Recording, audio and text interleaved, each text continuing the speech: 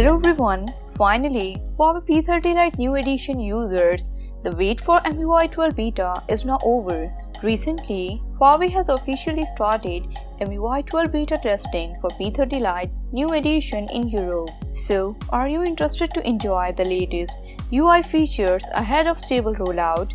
If yes, then we have gathered all the information for the corresponding device users. Huawei P30 Lite New Edition users are required to install the base EMUI version 12.0.0.546 to be a part of EMUI 12 beta.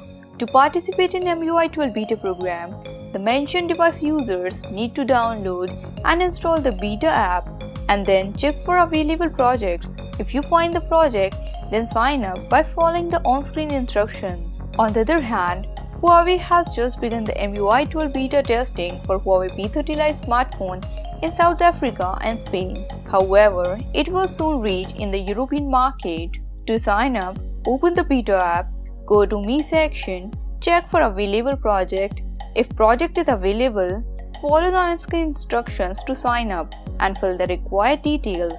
That's it for now. If you like this video, then give it a thumbs up, leave your thoughts in the comment section, and subscribe to our channel for more amazing content.